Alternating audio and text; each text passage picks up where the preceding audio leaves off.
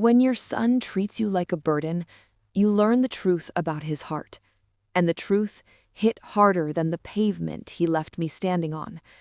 Before I start the story, I want to get to know you too. Write the flag colors of the country you're watching from, and I'll try to guess. Who knows? Maybe we're neighbors. Are you ruining our family outing, Mom? I froze in the back seat. Ruining it, son? That's all I could manage to say. Yes, Mom, we wanted to have a peaceful day, just the four of us, he said, gripping the steering wheel with desperation. If you would just stay a little quieter, everything would be so much easier, my daughter-in-law murmured without even looking at me. Now talking to my own son is bothering him? I asked, feeling my face burn with embarrassment. And at that moment, something was about to happen, something no mother should ever experience, something that would break me from the inside out. I'm Hope Williams, and I was excited about the family outing we hadn't had in months. My son, Marcus Williams, had promised we'd visit the Atlanta Botanical Garden, and I spent the whole week getting ready. I lovingly packed my purse, set aside the prettiest clothes I had, and even bought some special sandwiches to bring along. Those moments with family were the only ones that still brought me true joy in my house, where I'd lived alone since I was widowed. When Marcus arrived with Carmen Johnson, his wife, and my two grandchildren, Sebastian, 11, and Maria, 7, I was ready at the door, smiling like a little girl, but I quickly realized something was off. Carmen greeted me coldly, barely looking at me properly, and the grandkids seemed impatient, buried in their phones. Marcus was tense, constantly checking his watch. During the car ride, I tried to make conversation. I asked about the children's school, about Carmen's work, but I only received short answers and irritated looks through the mirror. I felt like I was bothering them, but I didn't understand why.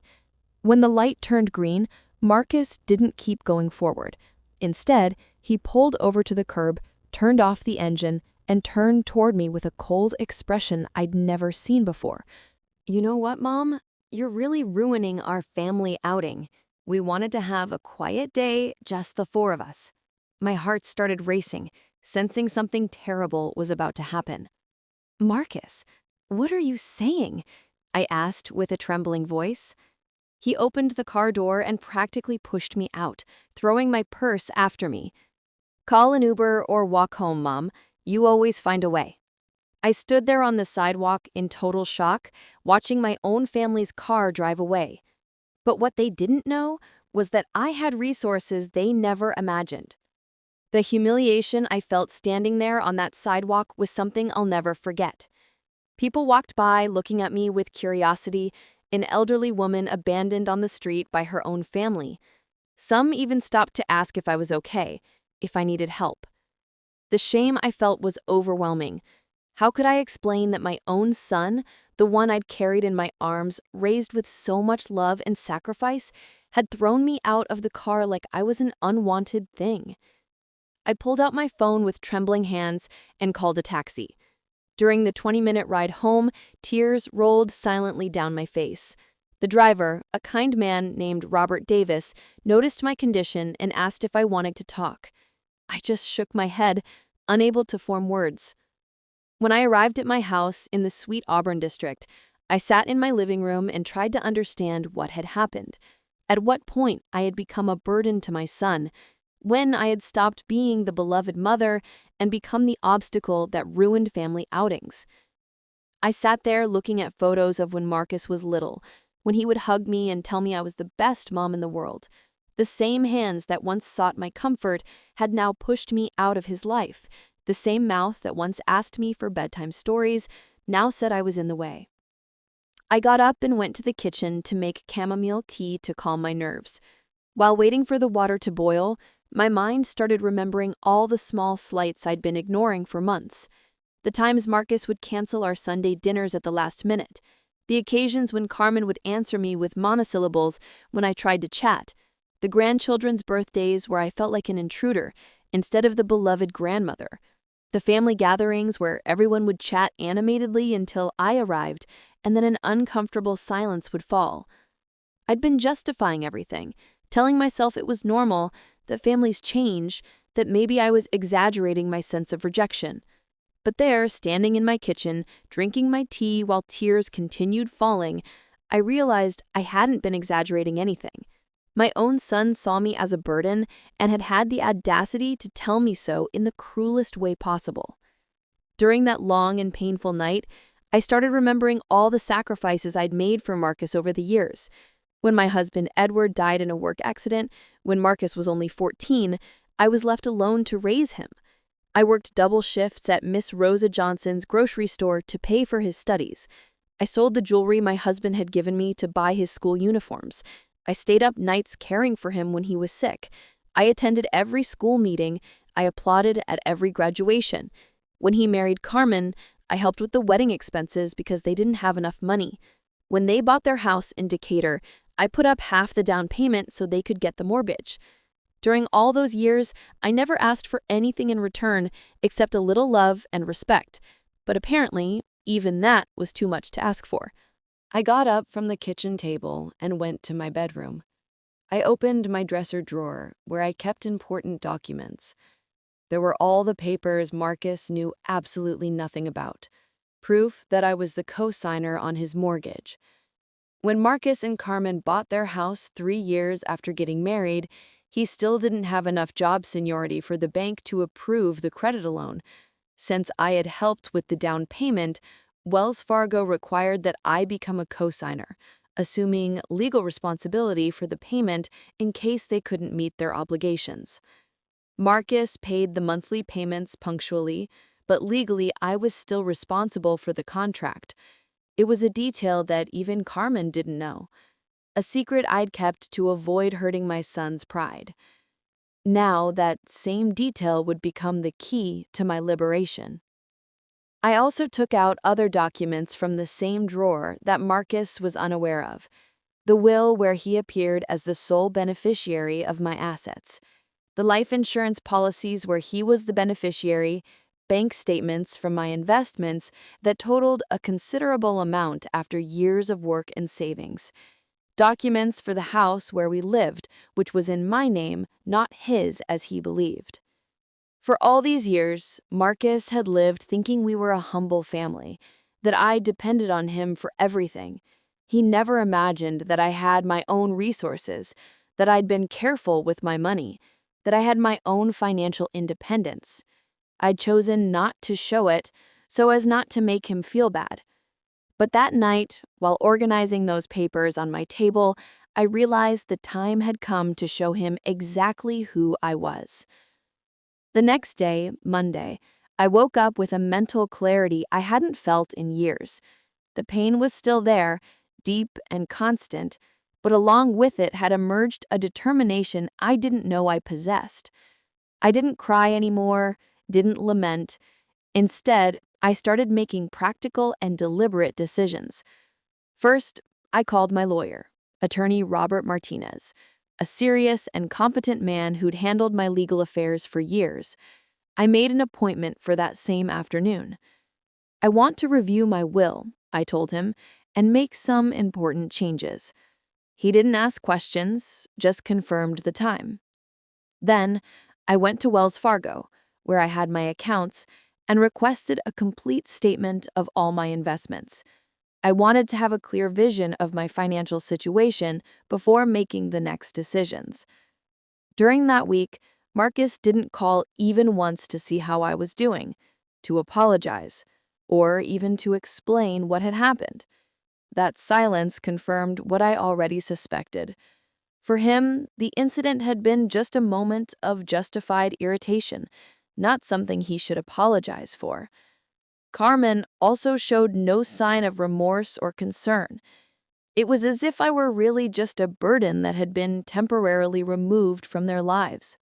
The grandchildren, who at least used to greet me when we ran into each other at the supermarket, now seemed to have been instructed to avoid me completely. I realized that my expulsion from the car hadn't been a momentary impulse from Marcus. It had been a decision he'd been considering, a cruel but effective way to show me my place in the family hierarchy. It was then that I made the decision that would change everything forever. During an early Thursday morning, while suffering from insomnia, I got up and went to my small desk where I kept important documents. I opened the drawer I hadn't touched in months and pulled out a yellowed folder. Inside was something Marcus knew absolutely nothing about. Proof that I was the co-signer on the financing for the house where he lived with his family. When Marcus bought the house 2 years after marriage, he still didn't have enough job seniority for Wells Fargo to approve the credit alone. Since I had helped with the down payment, the bank required that I become a co-signer, assuming legal responsibility for the payment in case he couldn't meet the monthly obligations. Marcus paid the monthly installments punctually, but legally, I was still responsible for the contract. It was a detail that even Carmen didn't know, a secret I'd kept to avoid interfering with my son's pride. But now, that same detail would become the tool for recovering my dignity. As a co-signer, I had the legal right to request a contract review if I considered there was risk to my assets. And after what Marcus had done, demonstrating emotional instability and aggressive behavior toward the person supporting him financially, that definitely constituted a risk. I picked up my phone and dialed the bank's number. It was 1 a.m., but I knew the customer service centers worked 24 hours. When they connected me with an executive, I explained my situation with a firm and clear voice. I wanted to request immediate review of the mortgage where I served as a co-signer due to erratic behavior from the primary holder that put my ability to meet financial obligations at risk if necessary. The executive explained the procedure and confirmed an appointment for the next day. Marcus would have 15 business days to present a new cosigner or prove sufficient individual income to maintain the credit. Since he'd recently changed jobs and his salary wasn't yet consolidated, I knew it would be practically impossible for him to meet that requirement in such a short time. After hanging up the phone, I sat in the darkness of my living room, feeling for the first time in months a strange but comforting sensation. It was power, the power to make decisions about my own life, the power not to be treated like a burden, the power to show real consequences to someone who had disrespected me in the most cruel way imaginable. What I felt wasn't revenge, it was justice. For all those years, I'd chosen to be silent, understanding, sacrificing. I'd allowed Marcus to take my sacrifices for granted, to assume I'd always be there to support him, no matter how he treated me. But that morning, sitting in my favorite chair, I made the most important decision of my 72 years. I would never again allow anyone, not even my own son, to treat me as if I had no value. And when Marcus discovered the consequences of his actions, he would realize he had completely underestimated the woman I had become. During the following days, my mind couldn't stop remembering every moment of the humiliation I'd experienced. Every time I closed my eyes, I saw Marcus's cold face when he pushed me out of the car. I heard Carmen's cruel little laugh. I felt again the shame of standing on that sidewalk like a beggar. But what hurt me most wasn't just that terrible moment, but realizing it had been the result of months, maybe years of silent contempt that I'd been ignoring. I got up Tuesday very early, as had been my habit since I was widowed. I prepared my coffee in the pot on the stove, just like my mother had taught me so many years ago. While waiting for it to boil, my gaze fell on the photograph I had on the shelf. Marcus, at 5 years old, hugging me on Mother's Day at kindergarten, his little arms around my neck, his huge smile showing the little teeth that had fallen out. "I love you more than the stars, Mommy," he'd told me that day. At what point had that tender child become the cold man who had abandoned me on the street? I took my cup of coffee and sat in my favorite chair by the window. From there, I could see the small garden that Edward and I had planted when we first got married. The rose bushes he'd planted for me still bloomed every spring, even though he was no longer there to care for them. I sat there remembering how my life had been before everything became so complicated. Edward was a good man, hardworking, who drove an urban bus route. We didn't have much money, but we were happy. Marcus was our only child, our little miracle after 3 lost pregnancies. We took care of him as if he were made of glass, but we also taught him values, respect, love for family. When Edward died in that horrible accident, Marcus was 14 and in middle school. I remember how he cried that day, clinging to my skirt like when he was little. "What are we going to do now, Mom?" he'd asked me with eyes full of tears. "Move forward together, my love. Always together," I'd answered him, not knowing those words would become a promise that only I would keep. The years after Edward's death were the most difficult of my life, but also the ones that made me feel most proud. I got up from my chair and went to the closet in my bedroom. In the back, stored in a shoebox, I had all the photos from those years. Marcus at his middle school graduation, smiling with his diploma while I cried with happiness in the front row. Marcus on his first day of high school, nervous but excited. Marcus at his high school graduation, already taller than me, hugging me tight, while whispering, "Thank you for everything, Mom."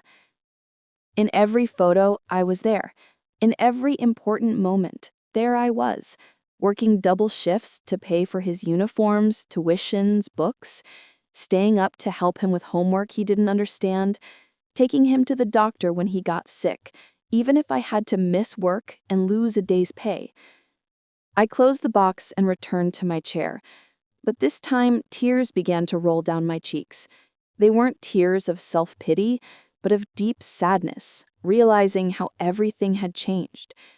I remembered when Marcus met Carmen at college. He was in his 2nd semester studying business administration. She was studying accounting. The first time he introduced her to me, I tried to be the perfect mother-in-law. I received her with affection. I prepared jambalaya because he'd told me it was her favorite food. I showed her photos of Marcus when he was a child. But from the beginning, I noticed something in her look, a coldness she tried to disguise with forced smiles. When they got married 2 years later, I helped with everything I could. I sold my engagement ring, the last tangible memory I had of Edward, to help with the wedding expenses. I gave them the living room furniture that Edward and I had bought with so much effort for our first home. But after the wedding, things started to change gradually. At first, they were small details I justified. Marcus no longer came for Sunday lunch as we'd done for years. When he came, he stayed a short time and seemed anxious to leave. Carmen always had an excuse not to accompany him: headaches, work to take home, commitments with her family. When the grandchildren were born, I thought things would improve, that being a grandmother again would give me an important role in the family. And at first, it was like that. I took care of Sebastian while Marcus and Carmen worked. I gave him his bottle, sang him the same songs I'd sung to Marcus. When Maria was born 2 years later, I was thrilled to have a little granddaughter. I carried her for hours, rocked her to sleep, bought her pretty clothes with my savings. But as the children grew, my role in their lives began to diminish. Carmen hired a girl to take care of them in the afternoons.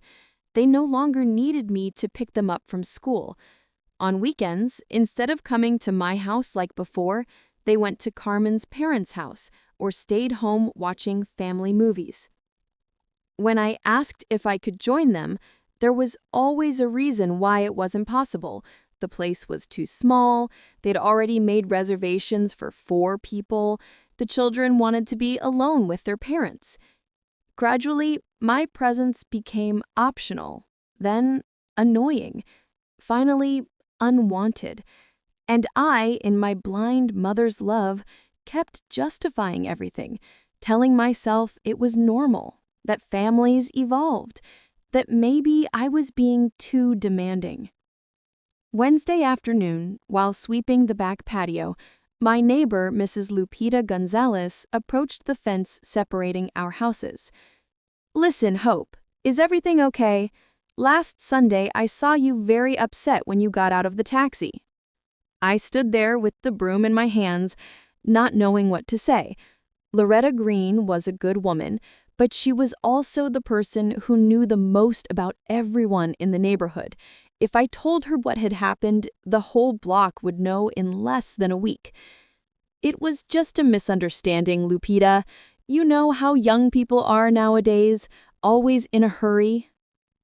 She looked at me with that face women make when they know they're being hidden something important. "Look, Hope, I don't meddle in anyone's life, but if you need to talk to someone, I'm here. Sometimes it's good to vent to a friend." I thanked her and kept sweeping, but her words stayed with me.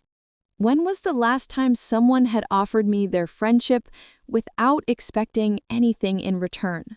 That night, I couldn't sleep. I lay in my bed, staring at the ceiling, and remembering all the signs I'd ignored during the last few years. The times Marcus would cut me off on the phone, saying he was busy when I just wanted to hear his voice. The birthdays where he'd arrive running, give me a gift that Carmen had obviously bought, and leave after half an hour. The occasions when I'd arrive at their house unannounced and notice how the whole family would tense up, as if my presence disturbed the harmony of the home.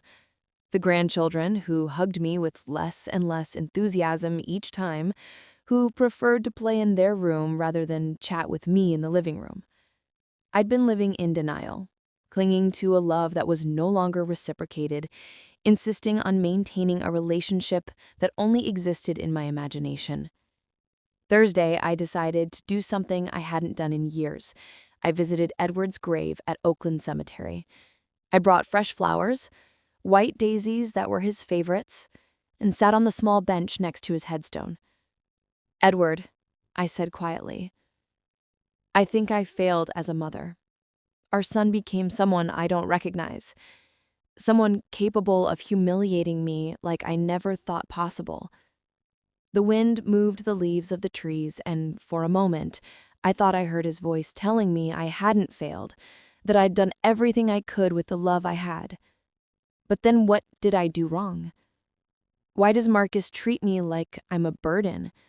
At what point did I stop being his beloved mother and become the obstacle that ruins his family plans? While I sat there, talking to my dead husband, I started to understand something I'd been denying. I hadn't done anything wrong. I had loved too much. I had sacrificed too much. I had given too much without asking for anything in return. And in that process, I'd taught Marcus that my love was unconditional, that no matter how he treated me, I'd always be there. I'd created a monster of selfishness without realizing it, a son who took for granted everything he received and who considered he had the right to treat me badly because he knew I'd forgive him. "Edward," I whispered, touching the cold headstone, "I think it's time for Marcus to learn that actions have consequences, that a mother's love isn't infinite when it's not respected." I returned home that afternoon with a new mental clarity. I no longer felt just sad or confused. I felt angry, a righteous anger I'd never felt before. All my life, I'd been the understanding woman, the one who turned the other cheek, the one who justified others' mistakes to keep the peace. But that night, while heating my solitary dinner on the stove, I realized the peace I'd been preserving was false. It was the peace of resignation, of conformity, of accepting crumbs of affection when I deserved a feast of respect.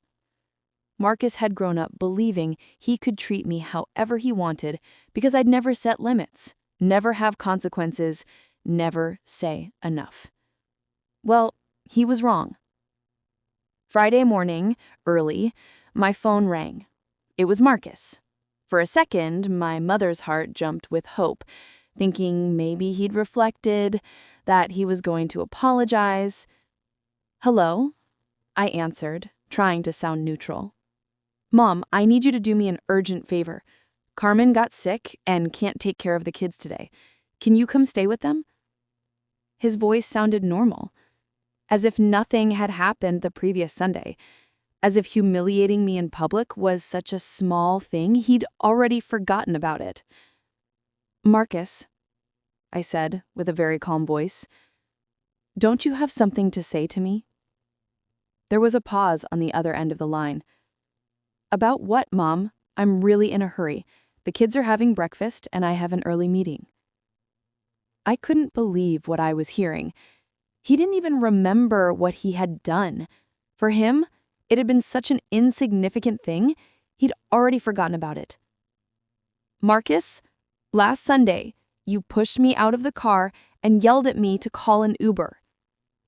Another pause, longer this time. "Oh, yeah, well, Mom, we were all stressed. You were talking a lot, and the kids were restless. Don't take it seriously." Don't take it seriously? My own son was asking me to ignore the greatest humiliation of my life as if it were an insignificant stumble?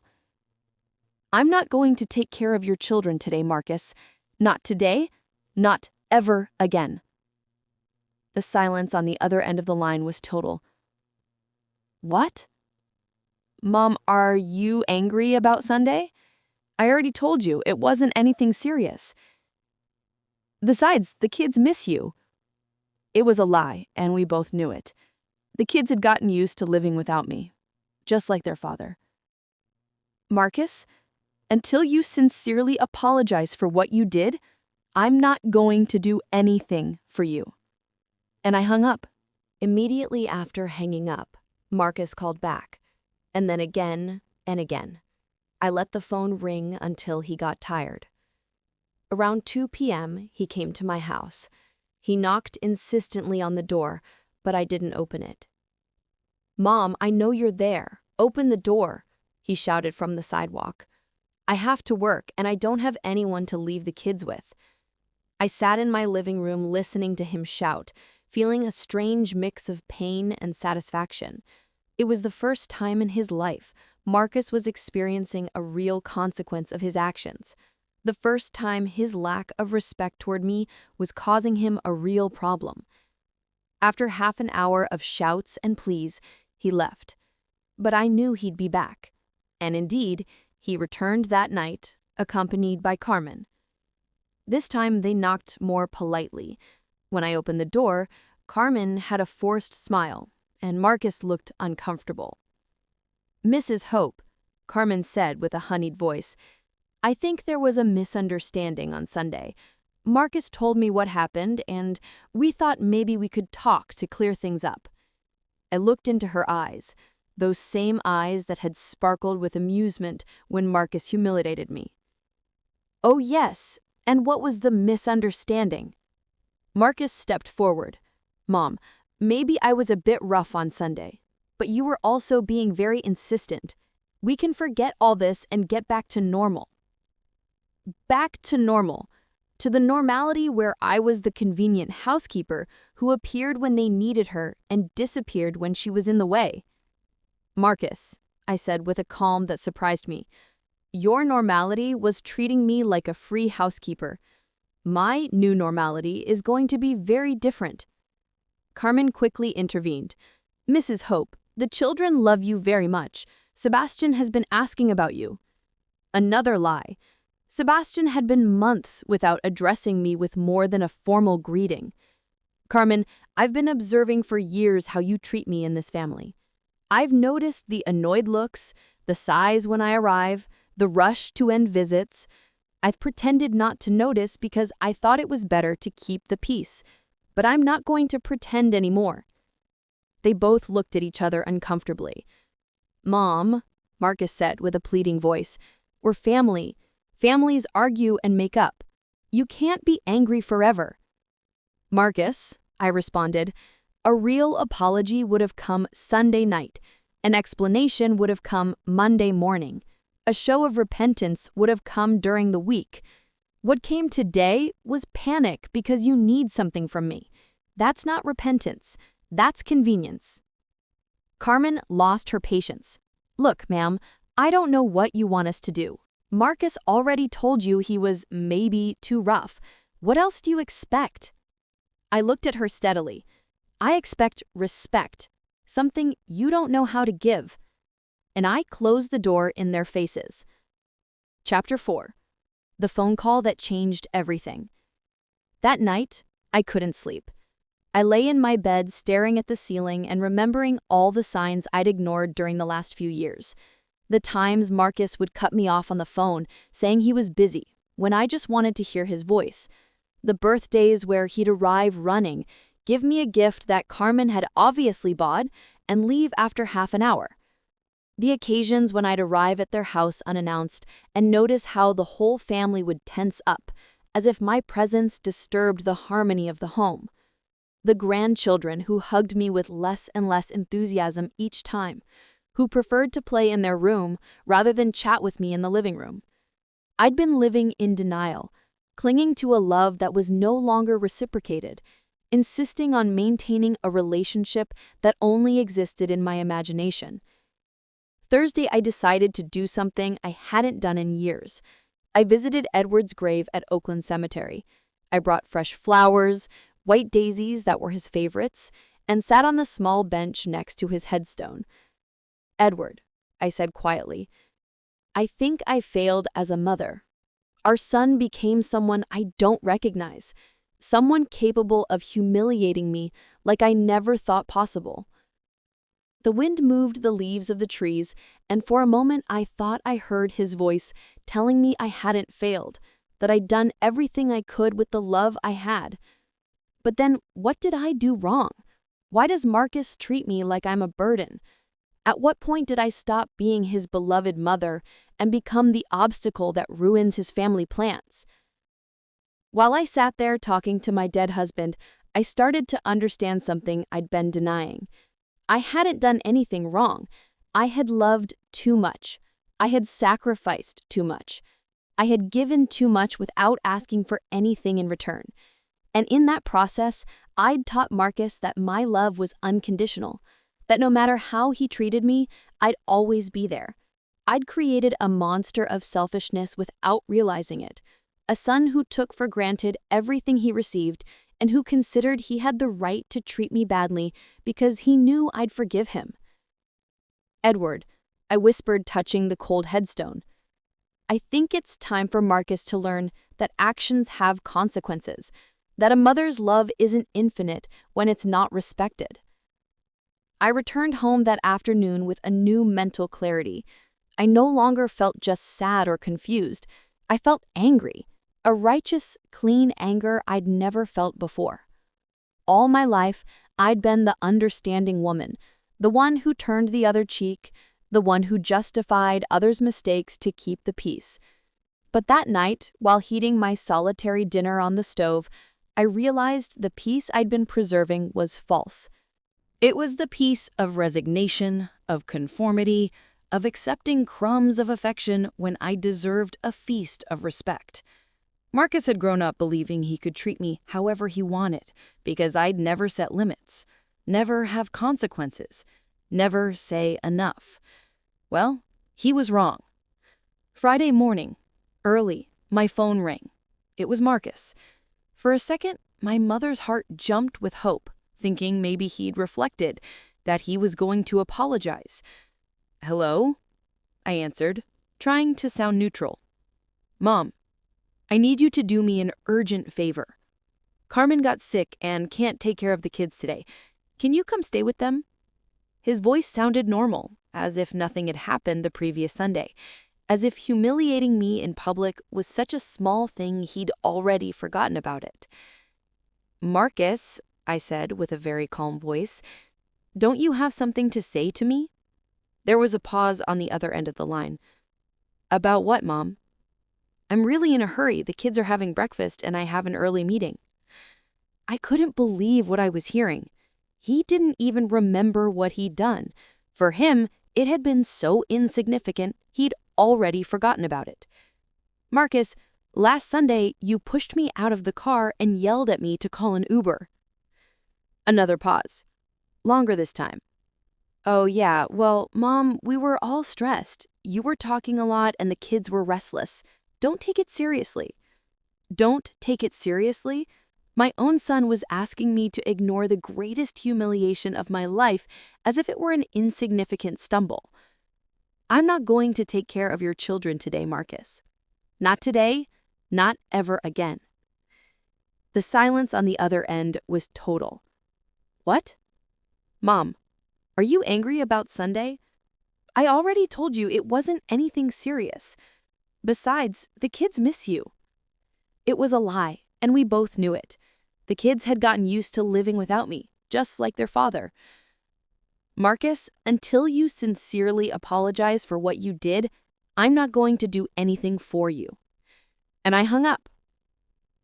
Immediately after hanging up, Marcus called back. And then again, and again.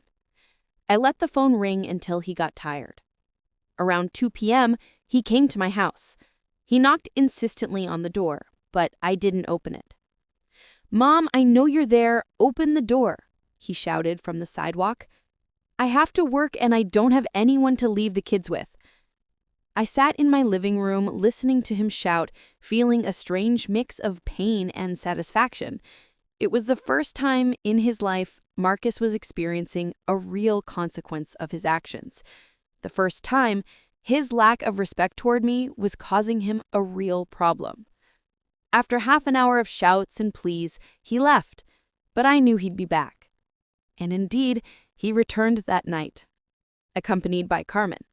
This time, they knocked more politely. When I opened the door, Carmen had a forced smile and Marcus looked uncomfortable. Mrs. Hope, she said with a honeyed voice, I think there was a misunderstanding on Sunday. Marcus told me what happened and we thought maybe we could talk to clear things up. I looked into her eyes, those same eyes that had sparkled with amusement when Marcus humiliated me. Oh, yes? And what was the misunderstanding? Marcus stepped forward. Mom, maybe I was a bit rough on Sunday, but you were also being very insistent. We can forget all this and get back to normal. Back to normal. To the normality where I was the convenient grandmother who appeared when they needed her and disappeared when she was in the way. Marcus, I said with a calm that surprised me, your normality was treating me like a free housekeeper.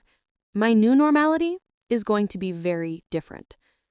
Carmen quickly intervened. Mrs. Hope, the children love you very much. Sebastian has been asking about you. Another lie. Sebastian had been months without addressing me with more than a formal greeting. Carmen, I've observed for years how you treat me in this family.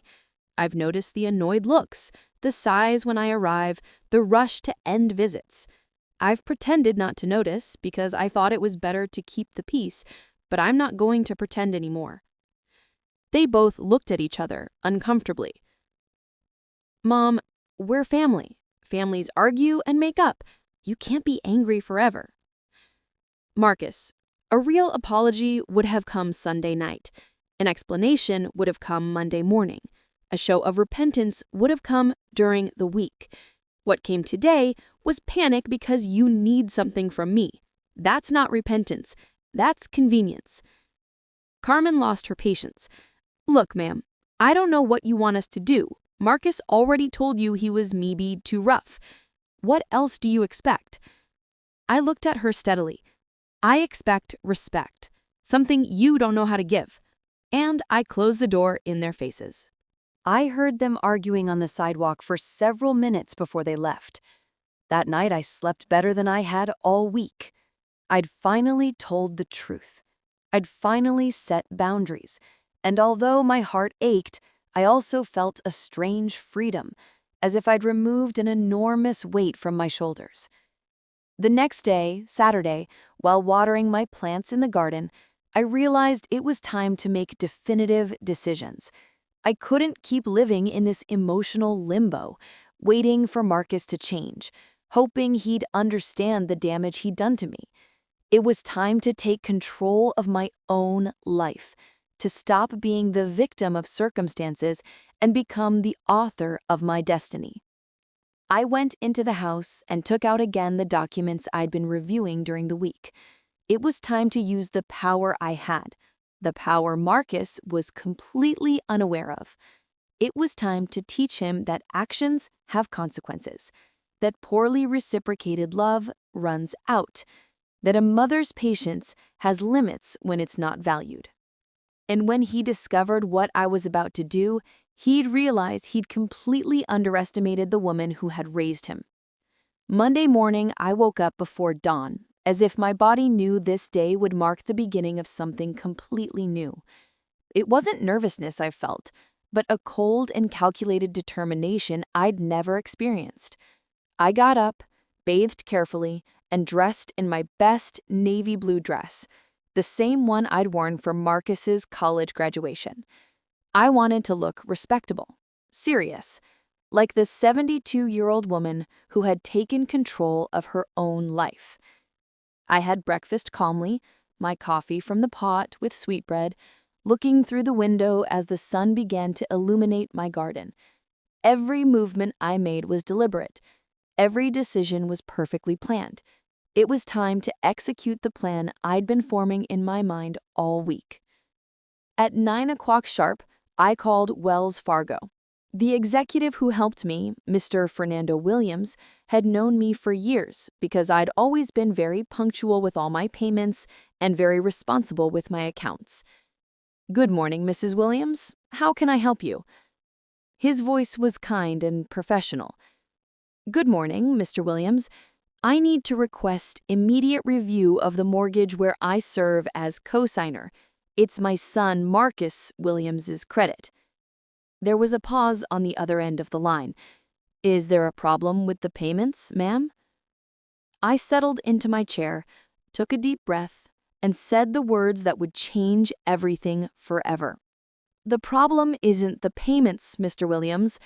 The problem is that the primary holder has shown emotional instability and aggressive behavior toward me, putting my peace of mind and my ability to honor the commitment at risk if necessary." Mr. Williams explained the entire procedure to me patiently. As co-signer, I had perfect right to request credit review if I considered there were risk factors for my assets. Marcus would have 15 business days to get a new co-signer with proven credit capacity, or demonstrate that his individual income was sufficient to maintain the credit without additional backing. "Mrs. Williams," Mr. Williams said to me, "you understand this could result in credit cancellation if the holder can't meet the new requirements, right?" I understood perfectly. In fact, it was exactly what I expected to happen. Marcus had changed jobs just 4 months ago. His new salary was good, but he didn't have the necessary job seniority to qualify for a credit of that amount on his own. And getting a new co-signer in 15 days would be practically impossible, especially because he'd have to explain why his own mother had withdrawn her backing. After hanging up the phone, I dialed my lawyer's number, attorney Robert Martinez. We'd worked together for years on various legal matters, from buying my house to handling pensions after Edward's death. He was a discreet, intelligent man who understood the importance of personal dignity. "Attorney," I said when he answered, "I need to see you today to make important changes to my will." His voice became serious immediately. "Is everything okay, Mrs. Hope?" I briefly explained the situation without going into emotional details, just the facts. My son had disrespected me in a serious and unforgivable way, and I decided it was time to protect my assets and my dignity. "I understand perfectly, ma'am. What time can you come to my office?" At 2 p.m., I was sitting in Attorney Martinez's office in his elegant downtown office. On his desk, he had spread out all my current will documents. "Mrs. Hope," he said, reviewing the papers, Currently, your son Marcus is the sole beneficiary of all your assets. What changes do you want to make exactly? I'd thought about this a lot during the last few days. I want to create a trust fund for my grandchildren Sebastian and Maria's college education. They'll receive the money when they turn 18, but only for educational expenses. The rest of my assets, including this house and my investments, I want to donate to Grady Memorial Hospital's Elder Care Program, that institution that cares for elderly women abandoned by their families. The attorney looked at me over his glasses. Are you completely sure about this decision? It's a very radical change.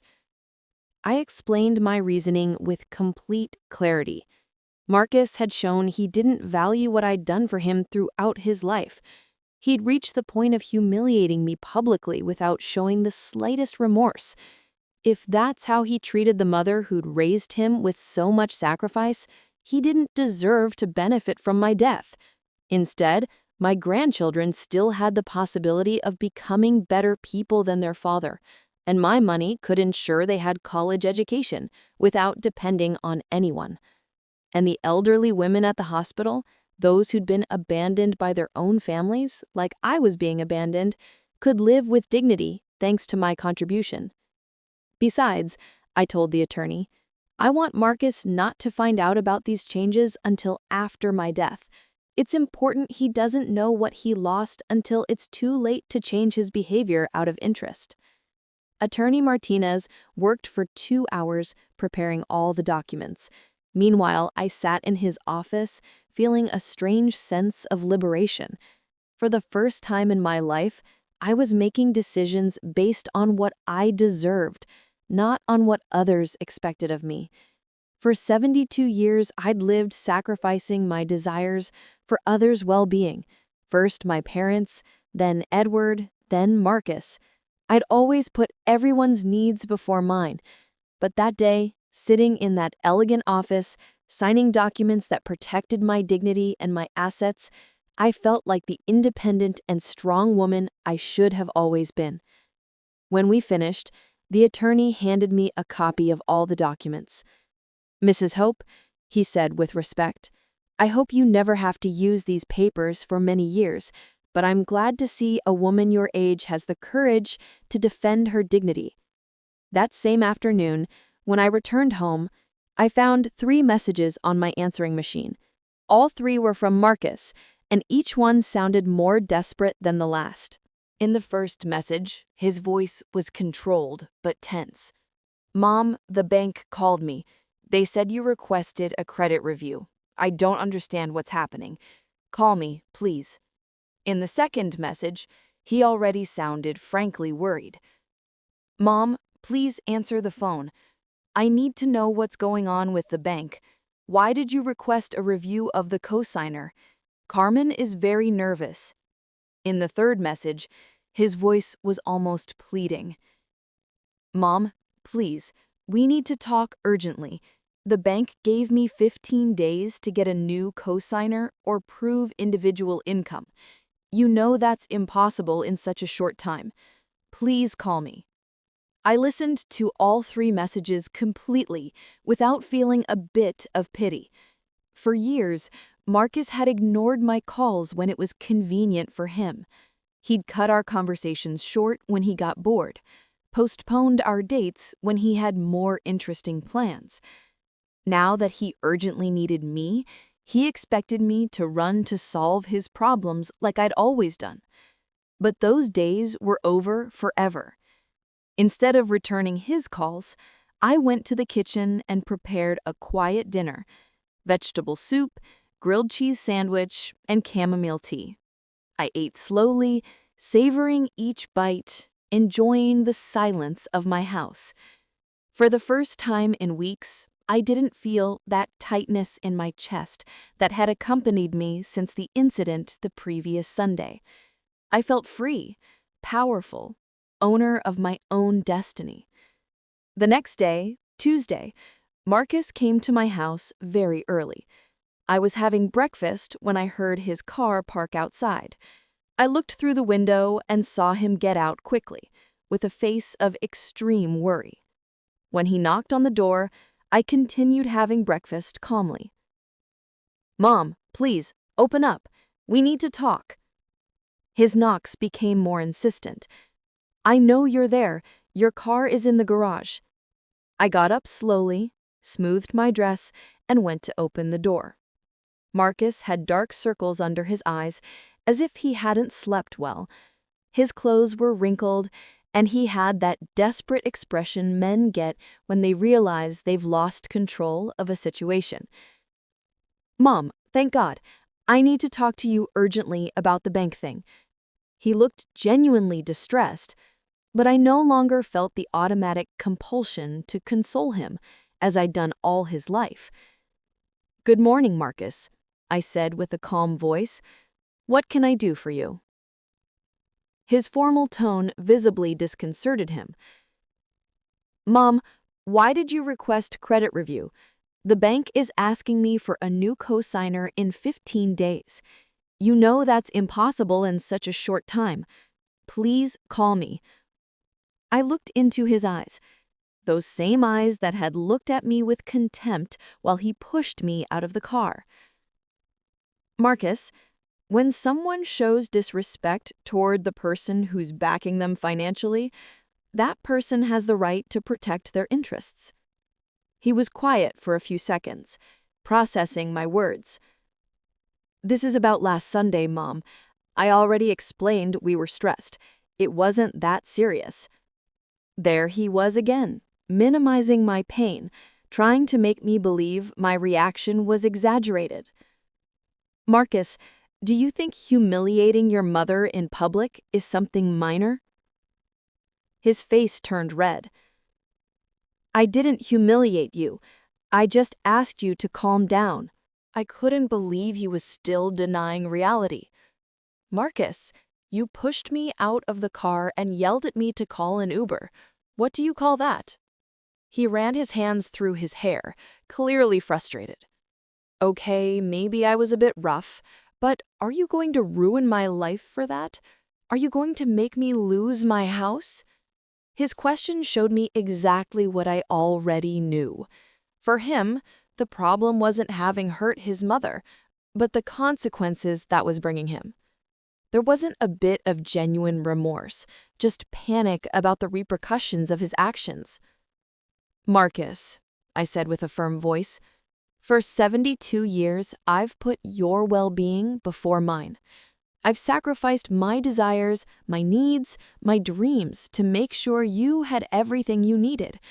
And last Sunday, you showed me that all that love and sacrifice means nothing to you.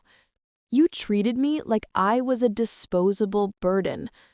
Do you know what that does to a mother's heart who sacrificed everything for you?" He broke down completely. Tears ran down his cheeks while he looked at me with an expression of genuine pain. "Mom, forgive me. Please forgive me. I don't know at what point I became someone capable of hurting the person who has loved me most in life." It was the moment I'd been waiting for during 2 weeks. Real repentance, genuine recognition of the damage caused. But strangely, I didn't feel the satisfaction I expected. Instead, I felt deep sadness for everything we'd lost, for all the wasted opportunities for love. "Marcus," I said softly, "I appreciate that you finally understand what happened, but the damage is already done. For years, you've treated me like a convenience. Useful when you needed a babysitter, uncomfortable when you wanted privacy. Last Sunday was just the culmination of a pattern that had been going on for a long time." Carmen leaned forward. "Mrs. Hope, what can we do to fix this? We're willing to do whatever's necessary." I looked at both of them, these two young adults who had finally understood that actions have consequences. "Carmen, Marcus," I said with a firm but not cruel voice, "there are things in life that can't be fixed. There's damage that can't be repaired. What you can do is learn from this and make sure you never treat another person the way you treated me." Marcus became desperate. Mom, please, it can't be that there's no way to solve this. We're family. Mistakes are forgiven in families. It was incredible how he kept thinking the word family was a magic card that could erase any damage. Marcus, family isn't just a title. It's love, respect, mutual consideration. And that's built day by day with actions. It's not maintained automatically by kinship. Carmen tried one more time. Mrs. Hope, the children are going to suffer if we lose the house. Sebastian and Maria aren't to blame for our mistakes. It was the last resort, using the grandchildren as emotional blackmail. Carmen, I responded, the children are going to learn a valuable lesson from this experience. They're going to learn that actions have consequences, that respect is earned and maintained, and that hurting people who love you has a real price. What makes me happiest is having you here with me in these stories. Every like or subscribe makes me feel that we're growing together. Marcus became more desperate. So what? Are you going to let us lose the house? Are you going to leave us with nothing? His question revealed he still didn't completely understand the situation. Marcus, I'm not going to leave you with nothing. You're going to be left without something because of your own decisions. There's a very important difference. I explained to them that they had 30 days to get the money and pay off the credit. With 2 professional salaries and some financial creativity, they could find a solution. Maybe not in the same big house, maybe not with the same standard of living, but they could get ahead. The difference, I told them, is that now they were going to have to make an effort and sacrifice to get what they wanted, just like I had made an effort and sacrificed for years to give them what they needed. They were going to learn the real value of things when they had to work hard to obtain them. Carmen asked timidly, "And our relationship? Can we hope that someday you'll forgive us?" The question was genuine, and I could see in her eyes that she was really worried about something more than just the financial consequences. Carmen, forgiveness is something earned with consistent actions over time, not with words said in moments of crisis. If you really learned something from this experience, you'll have to demonstrate it for months, maybe years. Marcus asked me what kind of actions could demonstrate real change. I explained they'd have to learn to treat me like a person with feelings and needs, not like a convenience. They'd have to include me in their lives because they really wanted my company, not because they needed something from me. They'd have to teach the grandchildren to value and respect their grandparents. And above all, they'd have to understand that respect isn't negotiable. No matter what problems they were facing, they could never again take it out on me in a cruel way. But all of that, I clarified, would have to happen without the pressure of this financial crisis. They'd have to resolve it by themselves to demonstrate they could be responsible adults. When they left that afternoon, both seemed like different people from the ones who had arrived. They'd lost that attitude of entitlement, that automatic expectation that I would solve their problems without question. Carmen hugged me before leaving, and for the first time in 5 years, the hug felt genuine. "Mrs. Hope," she whispered to me, "I think I admire you for having the courage to teach us this lesson, even though it hurt us so much." Marcus also hugged me, and I could feel he was trembling. "Mom," he said with a broken voice, "I'm going to spend the rest of my life trying to be the son you deserve, even if it's maybe too late." I told him it was never too late to change, but that the change had to be real, deep, and permanent. During the following weeks, I watched from a distance as Marcus and Carmen struggled to resolve their financial crisis. I learned through Mrs. Lupita that they'd put the house up for sale to try to get part of the money. Also, that Marcus had asked for loans from several relatives, and that Carmen had started working overtime. The grandchildren had been enrolled in cheaper public schools. It was painful to see my family going through difficulties, but it was also necessary. For the first time in their lives, they were experiencing the real consequences of their decisions. They were learning they couldn't take people for granted without paying a price. 3 weeks after the bank's ultimatum, Marcus called me. His voice sounded tired, but more mature than before. "Mom, I wanted to tell you we found a solution. We sold the house and got a small loan to buy a more modest apartment.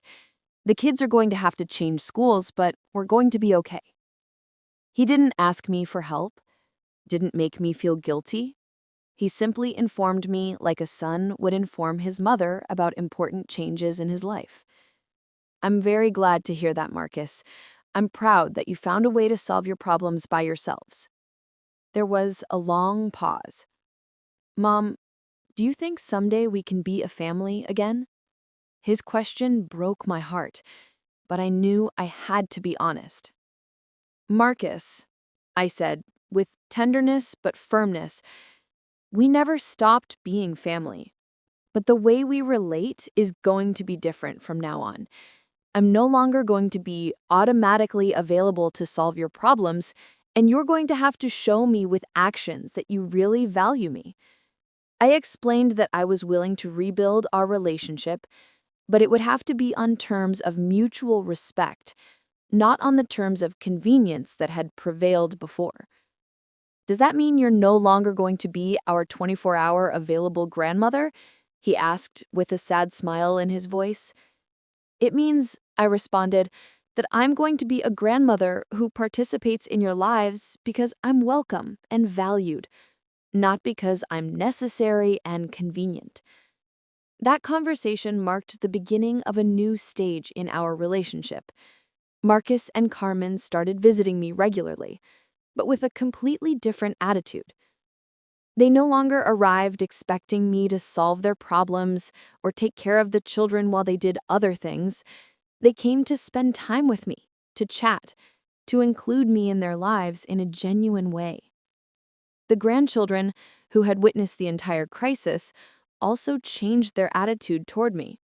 Sebastian wrote me a handwritten letter apologizing for behaving disrespectfully, and Maria started calling me on the phone just to tell me about her day at the new school. The most notable change was in Carmen. Without the pressure of maintaining a big house and an expensive lifestyle, she seemed more relaxed and genuine. One afternoon, while we were having coffee in my kitchen, she said something that surprised me. "Mrs. Hope, I think this crisis was the best thing that could have happened to us. It forced us to grow as people and as a family."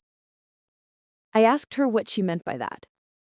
"We always lived thinking good things in life were automatic, that you'd always be there to support us, that we could take without giving anything in return. Now we know that important relationships require work, respect, and constant consideration. It was wisdom that had come through pain, but it was real wisdom."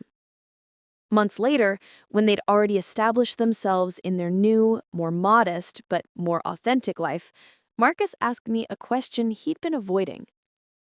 "Mom, did you hate me when I did all this? Did you want to hurt me as much as I hurt you?" The question made me reflect deeply on my motivations during those difficult dates. "Marcus," I said honestly, "I never hated you. I was deeply hurt, disappointed, and angry. But I never stopped loving you. What I wanted was to teach you that actions have consequences, that respect isn't optional, and that love without respect becomes destructive." I explained that my goal had never been to punish him for revenge, but to educate him so he'd become a better man, better husband, and better father. "And did you succeed?" he asked with genuine curiosity. I looked into his eyes, those same eyes that had looked at me with contempt while he pushed me out of the car, but that now reflected humility and real respect. "I think so," I said with a smile. "I think you finally understood that being family means mutual responsibility, not just unilateral benefits." That afternoon, while I watched them leave after a pleasant and respectful visit, I realized I'd achieved something I never thought possible. I'd saved my relationship with my son, by teaching him to lose me. I'd recovered my dignity by showing him the consequences of trampling it, and I'd found peace by choosing my own value above his comfort. It was a painful but necessary lesson, and we'd both come out of it as better people. 6 months have passed since that terrible Sunday that changed our lives forever, and I can say with absolute certainty that they were the 6 most peaceful and authentic months I've lived in years. My routine now is simple, but deeply satisfying. I wake up when my body tells me to, without hurry, without the anxiety of being available for others' emergencies. I have my coffee from the pot in the kitchen while I watch the dawn light illuminate my small but flourishing garden. The plants Edward and I planted so many years ago continue growing beautifully, as if reminding me that good things endure when they're cared for with love and patience. My days are filled with activities I'd forgotten I liked. I've read more books in these 6 months than in the last 5 years. I rediscovered my passion for quilting and finished the bedspread I'd left abandoned when I became too busy being the on-call grandmother. I started cooking complicated dishes again for the simple pleasure of cooking, not out of family obligation. And above all, I learned to enjoy my own company without feeling that constant need to be useful to someone else. It was as if I'd recovered parts of myself I'd gradually lost without realizing it. Sundays became my favorite days. Before, they were days of anxiety, waiting for calls that sometimes came and sometimes didn't, preparing for visits that could be canceled at the last moment. Now they're days of absolute peace. I go to Mass at St. Paul's Methodist Church, where the ladies from the prayer group received me with open arms. Mrs. Carmen Johnson, a woman my age who'd also gone through family problems, became a true friend. With her, I discovered it's possible to have deep and meaningful conversations without being interrupted by grandchildren demanding attention or daughters-in-law checking their watches impatiently. Marcus and Carmen have kept their promise of change. They come visit me every 2 weeks, always with a prior appointment, always asking if the time is convenient for me, always bringing something small but thoughtfully chosen. Fresh flowers, sweet bread from my favorite bakery, a book they thought I'd like. The conversations are different now. Marcus genuinely asks me how I am, what I've been doing, what I think about different topics. Carmen participates naturally, without that forced tension that characterized our previous interactions. The grandchildren have learned to see me as a real person with interesting stories to tell, not just as the grandmother who gave money and free care. What's most surprising to me has been discovering that I enjoy these spaced and respectful visits more than the constant privacy invasions that characterized our previous relationship. When someone comes to see you because they really want to spend time with you, not because they need you for something, the quality of the connection is completely different. Sebastian told me last week he'd written an essay about family respect for school, inspired by Grandmother's Crisis. Maria drew me a portrait where I appear smiling in my garden with a note that says, "My brave grandmother." These small gestures mean more to me than years of services taken for granted. One afternoon, while watering the plants in my backyard, Marcus came alone. It was unusual because they always came as a family for scheduled visits. "Mom," he said with some shyness, "can I talk with you?" We sat under the bougainvillea Edward had planted to give me shade, and Marcus was quiet for several minutes. "What's wrong, son?" I asked tenderly. "Mom, I've been thinking a lot about everything that happened, and I realized something I never told you." I prepared to listen without pressure, giving him the space he needed to express himself. I realized that for years, I thought being a good son meant coming to visit you and fulfilling basic obligations. But I never asked myself if you were happy, if you felt valued, if you had your own dreams you wanted to fulfill. His words touched me deeply because they showed a level of introspection I hadn't seen in him before. Marcus, I said, taking his hand, I forgave you months ago. What I was waiting for was for you to forgive yourself and use that experience to grow as a person. I explained that forgiveness doesn't erase the consequences of the past, but it does allow building a different future. What's important now isn't lamenting the lost time, but valuing the time we have ahead. We sat in silence for a while, enjoying the cool evening breeze and the sound of birds in the trees. It was a comfortable silence, full of mutual understanding and new possibilities. That same night, while preparing my solitary but not lonely dinner, I reflected on how my perspective on family life had changed. For years, I'd believed that being a good mother meant being always available, always understanding, always willing to sacrifice my needs for my family's. But now I understand that mentality had created a toxic dynamic where my value as a person was tied solely to my usefulness to others.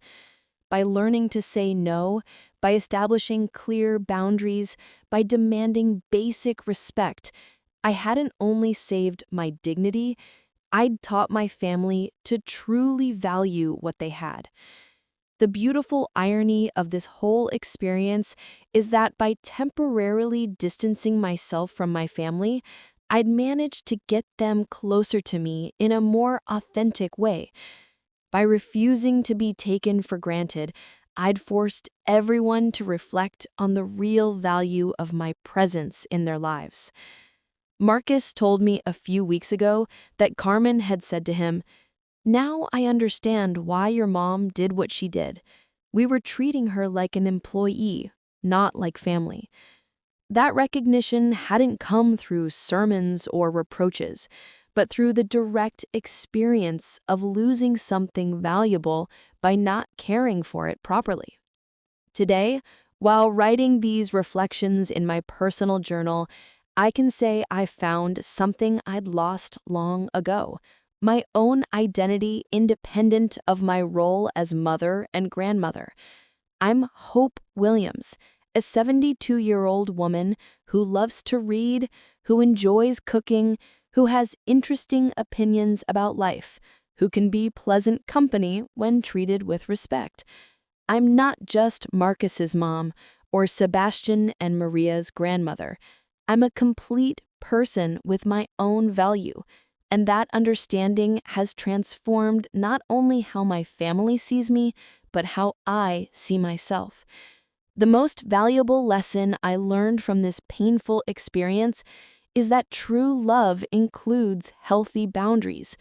Loving someone doesn't mean allowing them to disrespect you. Being family doesn't mean emotional abuse is acceptable.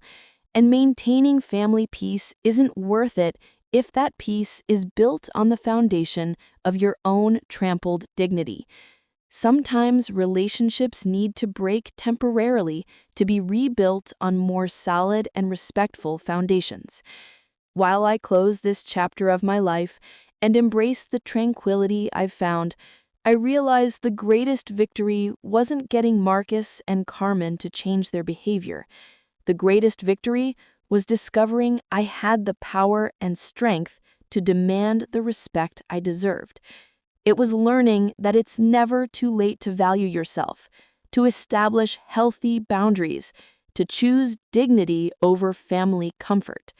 Sometimes the greatest beginning is the silence one decides to maintain until they return the voice that deserves to be heard with respect. But my story doesn't end there. A month after Marcus and Carmen had settled into their new apartment, something unexpected happened that would test everything we'd learned. I was having my morning coffee when Loretta Green knocked on my door with an expression of concern. "Hope, dear, I just heard some concerning news. Mrs. Johnson from 3 blocks down told me she saw an ambulance at Marcus's new apartment building yesterday evening." My heart immediately raced with the automatic worry of a mother, but I forced myself to remain calm. I thanked Mrs. Lupita for the information and immediately called Marcus. "Mom?" His voice sounded tired and strained when he answered. Marcus, I heard there was an ambulance at your building. Is everyone okay? There was a pause, and I could hear him taking a deep breath. Mom, Carmen had to be rushed to the hospital last night. She's been having severe chest pains, and they're running tests. The kids are scared, and honestly, so am I. In that moment, every instinct I had as a mother and grandmother wanted to rush over there, to take charge, to fix everything like I'd always done. But I'd learned something important about boundaries and healthy relationships. Marcus, I'm very sorry to hear about Carmen. What do the doctors say? They're not sure yet. They want to keep her overnight for observation. Marcus, the kids are asking for you. They want their grandmother. I could hear the genuine need in his voice, but I also heard something else: respect. He wasn't demanding my help or expecting it as his right. He was asking. Marcus, I'll be there this afternoon to help with Sebastian and Maria. But I want to be clear. I'm coming because you asked me respectfully and because I choose to help, not because it's expected of me. Mom, I understand. And thank you. We really need you right now. When I arrived at their modest apartment that afternoon, I saw a family that had learned to appreciate help instead of taking it for granted. Sebastian and Maria ran to hug me with genuine relief and affection. "Grandma, we were so scared," Maria whispered into my shoulder. "I know, sweetheart, but sometimes scary things happen and we get through them together as a family." I spent the next 3 days helping them while Carmen recovered. The doctors determined it was severe stress and anxiety, likely brought on by all the recent changes and financial pressure. She needed rest and time to recover. But this time was different from all the times before. Marcus didn't disappear and leave me to handle everything alone. He took time off work to be present. He helped with meals, with homework, with bedtime routines. Carmen, even from her hospital bed, made sure to thank me repeatedly for my help, something that had never happened in all our previous years together. "Mrs. Hope, I know we don't deserve your kindness after how we treated you, but I'm grateful you're here." "Carmen," I told her gently, "we're family. Real family shows up for each other during difficult times. The difference now is that we're choosing to be here out of love, not obligation." When Carmen came home from the hospital, weak but recovering, something beautiful happened. Without any prompting from me, Sebastian and Maria had organized their toys and made welcome home signs. Marcus had prepared her favorite meal and even bought flowers for the kitchen table. "We wanted to show Mom we appreciate everything she does for us," Sebastian explained to me proudly. I watched this scene and realized that the crisis I had initiated months ago hadn't just taught them to respect me, it had taught them to value each other. They had learned that love isn't just about receiving, it's about giving, appreciating, and showing gratitude for what you have before it's gone. As I sit here today, exactly 1 year after that terrible Sunday that changed everything, I can honestly say I'm proud of the decision I made. It wasn't easy. There were nights I questioned myself, moments when my mother's heart wanted to give in and return to the old patterns. But I stayed strong because I knew that true love sometimes requires tough lessons. Marcus calls me every week now, not because he needs something, but because he wants to hear my voice. Carmen sends me photos of the grandchildren's school events and genuinely asks for my advice on family matters. Sebastian and Maria visit me every other Saturday, and we spend hours together in my garden, where I teach them about the plants their great-grandfather Edward planted so many years ago. Last month, Marcus surprised me by showing up with a beautiful wooden bench he'd made himself for my garden. "I wanted to give you something made with my own hands," he said. "Something that shows you how much I appreciate everything you've done for us, and how sorry I am for not appreciating it before." We sat together on that bench that afternoon, watching the sunset, and I felt something I hadn't felt in years: complete peace with my family relationships. "Mom," Marcus said quietly, "I want you to know that what you did changed me as a person. I'm a better husband now, a better father. Carmen and I talk to each other differently. We appreciate what we have instead of taking it for granted." That's when I knew my difficult decision had been worth it. The greatest gift I gave my family wasn't my unlimited availability or my unquestioning sacrifice. The greatest gift was teaching them the value of respect, the importance of gratitude, and the truth that love without boundaries becomes toxic for everyone involved. Carmen has become a different woman too. She's warmer, more genuine, more appreciative. Last week, she brought me homemade cookies and sat with me for 2 hours just talking about life, dreams, and the lessons we've both learned. "Mrs. Hope," she said before leaving, "I need you to know that you saved our marriage. Marcus and I were taking each other for granted, just like we took you for granted. When we almost lost you, we realized we could lose each other too if we didn't change." The grandchildren have grown not just in age, but in character. They've learned that relationships require effort, that respect must be earned and maintained, and that the people who love you deserve your best behavior, not your worst. Sebastian wrote me a letter last month that I keep in my jewelry box. It says, "Dear Grandma, thank you for teaching us that family means treating each other with love and respect. I promise to always remember this lesson. As for me, I've discovered a version of myself I never knew existed.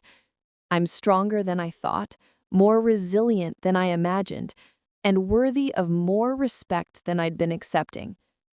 I've joined a book club at the library where I've made new friends who appreciate my opinions and enjoy my company. I've started volunteering at the community center, helping other elderly women who are facing family difficulties. I've learned to paint watercolors, something I'd always wanted to try but never had time for when I was constantly available for others' needs. Most importantly, I've learned that it's never too late to stand up for yourself, to demand better treatment, to choose your own worth over others' convenience. The woman who was pushed out of that car a year ago was broken, defeated, and convinced she had no power. The woman I am today knows her value, maintains her boundaries, and commands respect through her actions rather than begging for it through her sacrifices. My story isn't unique. There are countless women, mothers and grandmothers, who give and give until they have nothing left, who sacrifice their dignity in the name of family peace, who accept crumbs of affection when they deserved banquets of respect. If you're one of those women, I want you to know that you have more power than you realize. You have the right to demand respect. You have the strength to set boundaries. You have the courage to choose yourself without guilt. It won't be easy. There will be people who call you selfish for finally putting your needs first. There will be family members who get angry when you stop being their convenient solution to every problem. But on the other side of that discomfort lies a life of dignity, authentic relationships built on mutual respect, and the deep satisfaction that comes from knowing your worth. Today, as I water the roses Edward planted for me so many years ago, I smile knowing that some of the most beautiful things in life, like respect, like authentic love, like personal dignity, take time to grow, require careful tending, and are worth fighting to protect. The greatest lesson of my 73 years is this: sometimes the most loving thing you can do for someone is to teach them they cannot take you for granted. And sometimes the most loving thing you can do for yourself is to refuse to be treated as anything less than the valuable, worthy, deserving person you are. My name is Hope Williams, and I finally learned to live up to my name by never giving up hope in my own worth. Thank you for staying with me until the end. Now I'm curious, after this story, which words stayed with you the most? Write them in the comments. Let's see which ones touch the most hearts.